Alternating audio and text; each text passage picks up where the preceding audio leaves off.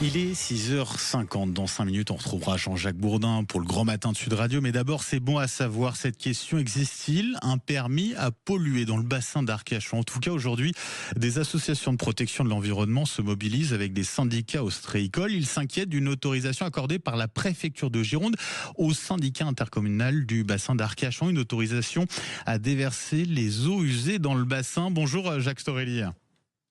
Oui, bonjour. Et merci d'être avec nous ce matin sur Sud Radio. Vous êtes président de la CEBA qui regroupe 25 associations de protection de l'environnement. En quoi la décision de la préfecture de Gironde vous inquiète-t-elle autant, Jacques Storelli ? Le préfet est en train d'autoriser le syndicat qui s'occupe des eaux usées et des eaux pluviales à polluer, c'est-à-dire que si jamais ça déborde, et c'est le cas depuis 2021 notamment, on a eu plusieurs crises, 2023-2024, avec des intoxications. On se souvient de l'hiver 2023-2024, qui a été très rude d'ailleurs pour les ostréiculteurs. Et oui, très critique pour nos ostréiculteurs qui ont beaucoup souffert de ça. L'environnement a souffert, les administrés ont souffert, tout le monde a souffert. Les métiers de la mer, il ne faut pas les oublier, les bons produits du bassin d'Arcachon, et tout ça parce que les eaux pluviales sont mal gérées, les canalisations fuitent et ça vient se mélanger avec les eaux usées, et les stations d'épuration n'arrivent pas à absorber tout ça. Donc moralité, ça part dans le milieu, dans la forêt, dans le sable, dans les chemins, dans les fossés et dans le bassin. Et dans le bassin, il y a les huîtres. Alors, on est tous victimes de ça. Et nous, ce qu'on dit au cours de cette manifestation de cet après-midi à 15h à Arcachon, c'est que ça suffit parce que depuis 2021, on est en 2025, on a eu le temps quand même de faire les travaux qu'il faut. C'est pas un manque d'argent. C'est malheureusement un constat d'échec. L'État vient autoriser le syndicat à polluer. Dans certaines circonstances, ça peut représenter quasiment 5% du volume. C'est énorme. Et c'est un arrondissement avec 175 millions d'habitants. C'est énorme. C'est-à-dire que ce que vous dénoncez là, c'est que l'État aurait accordé un droit à polluer finalement ?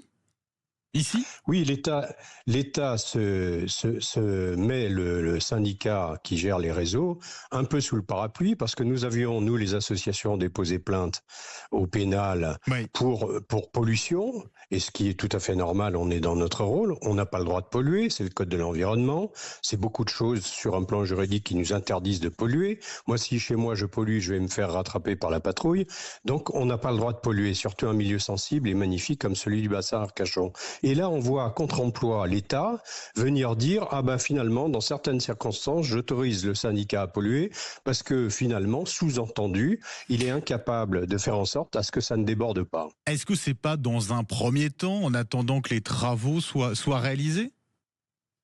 Oui, c'est bien sûr en vue de travaux, mais les travaux depuis 2021, voire avant, parce que les symptômes ils sont observés depuis des années maintenant.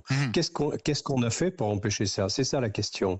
Alors on a un budget de 120 millions d'euros qui a été annoncé, qui est disponible semble-t-il, et puis finalement, même quand il pleut pas énormément, visiblement il y a des dysfonctionnements, et nous on peut pas se contenter de quelque chose qui n'est pas exceptionnel, c'est-à-dire une fois tous les 100 ans, on va dire centennale, mais d'une manière quasi systémique. On ne peut pas se contenter de ça.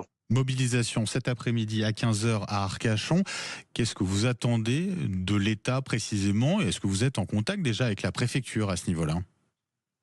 Oui, nous avons écrit à la préfecture pour lui dire et lui redire que la seule solution pour éviter les débordements systémiques, c'est de freiner l'urbanisation, l'artificialisation. Le bassin Arcachon a un succès bien connu au plan foncier, immobilier, etc. On vend des maisons à 28 millions d'euros. C'est arrivé il n'y a pas longtemps du côté du Pilat. Et par conséquent, plutôt que d'autoriser encore 40 000 personnes par le schéma de cohérence territoriale, ce qu'on appelle le SCOT, qui est paru en juin dernier, il faut freiner tout ça, il faut bloquer les permis de construire, il faut bloquer les 4 voies, tout ce qui est artificialisation, pour que le ruissellement et la masse des rejets diminuent. Jacques Storelli, merci d'avoir été avec nous ce matin sur Sud Radio, président donc de la CEBA, coordination environnement du bassin d'Arcachon, qui regroupe 25 associations de protection de l'environnement. Et je rappelle donc votre mobilisation cet après-midi à 15h à Arcachon. Merci et très bonne journée à vous.